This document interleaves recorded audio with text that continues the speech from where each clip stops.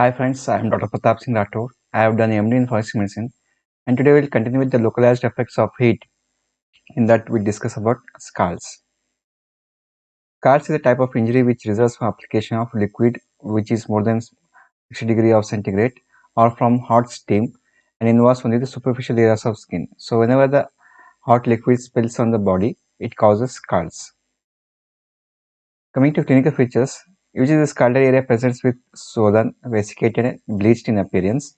If the person is clothed and there is a hot water is flowed, the scalding effect is usually less prominent since the clothing won't cools faster. Also, it produces sometimes maximum damage at point of commencement since moist heat cools gradually. So, at the point of impact of if the person's body is clothed, the point of contact with the hot liquid and the skin will be more since the water soaks the water. Since the cloth soaks the water and the point of commencement has the heat is gradually loosened from the cloth, it causes more damage. And also the clothing area scarring effect is usually less prominent, but the damage will be more since it loses heat slowly. Scars have sharp demarcation with tickle marks. They have tickle marks. Sodening effect is present, that is skin becomes wrinkled and bleached. They do not singe the hair, so singeing of hair is absent, which is characteristic feature which is present mainly in case of dry burns or flame burns, where the usually the hair surrounding the skin gets burnt. There is no blackening or charring, which is typically seen in case of flame burns. In scars, usually there is tickling mass. So since the water tries to flow, there is presence the shape of the scars are usually not uniform. There is tickling marks are present that has the liquid trickles because of gravity. The the shape of the scar formed of the scalds are usually forms the tickle marks. If there is a hot steam is inhaled, there is sometimes laryngeal or tracheal or respiratory burns may occur, which may lead to adult respiratory distress syndrome if the person inhales some hot steam. Now coming to types of scars, based on how the scars may happen, it may be immersion burns where the person is immersed in hot water. It is mainly accidental or deliberately person may be immersed in hot liquid or usually water. Or it may be splash where the hot liquid is fell down and that hot water is spilled on the person. Again, it is usually accidental cases. Then steam burns where the person is exposed to superheated steams. Usually the hot water accounts for most of the immersion and splash burns. Now, clinically, the scars are divided into three types: erythema or reddening effect, vesication or blister formation, necrosis of dermis. In erythema, there is a reddening of the skin which appears at the once the moist heat is applied. So, once the moisture is applied, the surrounding area tissue around the body, around the part where the hot steam is present, it becomes reddish in color because of increased blood flow. Next type is vesication. If the contact is more, that part gets vesication formations. It is also called as blister formation. It is mainly occurs because of increased capillary permeability, and this needs a few minutes to develop. So in this image, you can see there is erythema formation plus there is vesication. That is because of increased capillary permeability, the the fluid gets accumulated. Usually, the blisters are surrounded by bright red zone of inflammation and present as a swelling. On removing of blisters, it opens, leaves a pink color raw area. In this image, you can see there is also a sign of trickling where the scald has been water has been trickled to the downwards and it caused the damage. And if the blister is removed, it exposes a pink area of the raw area is exposed. Next type in scald is because clinically it is necrosis of dermis, where it involves deeper layers of the skin are involved. On healing of this type of scars, the scar is formed which is much thinner and produces less contraction compared to the burns caused by the hot flames. Cause of death in scars, usually it is shock because of pain and decrease in water. Because of increased burns, the person may go in shock, or it may be asphyxia if the person inhales some hot steam. The person may die because of asphyxia. Then there is fluid electrolyte disturbance may occur because of increased burned area. If the person is exposed to hot bath and there is in multiple burns, if there is 80 to 90% burns is there, then there is fluid and electrode disturbance occurs and person may die because of that. Then secondary infection, mainly the because of scalds, the skin gets exposed and it may get secondary infected, and multiple infection may lead to person may go for septic shock and person may die because of septicemia. Medical care aspects of scalds.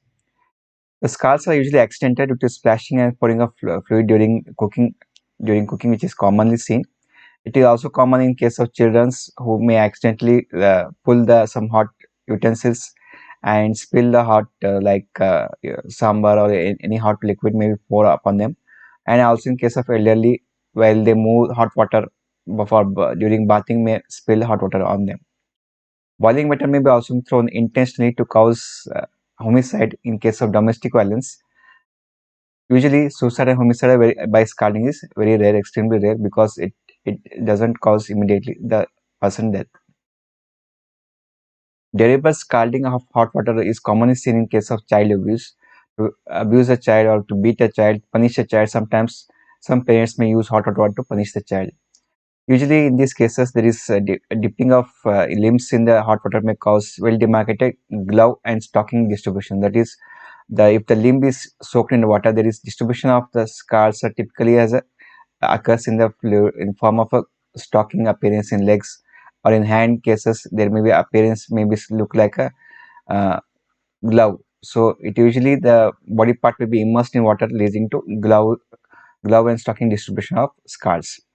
Sometimes baby may be immersed in the hot water without knowing, accidentally or intentionally, which leads to scars typically seen in case of buttocks. If the body is immersed, if the child is made to sit in hot water, the buttocks with cleared unaffected areas may be seen in the upper thighs, and there may be scars formation on the thighs and ankle back of the child, which typically seen when the child is immersed in the hot water in the hot bath. Now coming to difference between dry, moist and chemical burns. So dry burns are nothing but the flame burns. Moist it usually leads to scars. Then chemical burns are caused because of corrosives. So corrosives usually they are used by the chemicals, usually the acids like HCl or nitric acid or H2SO4. Such type of acids are used to cause burns. So these are all caused by corrosive acids. So they have to differentiate commonly the burns, and if you want to differentiate between burns caused by dry burns and scars caused by the hot liquids. Usually the burns causes singeing of hairs. So singeing is present in the dry burns where the hairs get singed, which is absent in scars and as well as in corrosive burns. There is charring, then color becomes black because of flames, dry flames, the deposition of soot. There is charring, blackening is present, which is absent in the scars as well as corrosives. It is usually bleached appearance in scars. Then the splashing is present in the scars and corrosives, but it is absent in the burns. So splashing is that one there is one large scald plus small scars are formed because of hot water spilled on the body. The splashing of water on the surrounding the skin, there is multiple small scars may be formed, which caused by the splashing effect. Then the vesicles are formed in the case of moist heat or the burnt area, but it is usually seen in the surrounding the burnt area in dry flames. Then erythema is present in the burns, but it's absent in the chemical burns. So chemical burns doesn't cause erythema, they just ulcerate the skin. So ulceration is commonly seen in case of present in the chemicals corrosives, but it's absent in moist and the dry heat. Then scar formed by the dry heat is usually thick and contracted. Comparatively, it is less contracted, thin in scars, and it is thick and contracted again in corrosive burns. Then clothes are burnt in dry burns, but it is wet and not burnt in scars. But in chemical burns, it may be burnt or with characteristic stains may be present. If you see for color, there is blackening in dry burns, but it is absent in it is bleached in moist state. But in corrosives, there is distinct coloration is present. So coloration usually differs between how which chemical is used. Like if HNO3 is used, there is distinction yellowish tinge is present because of nitric acid may be present.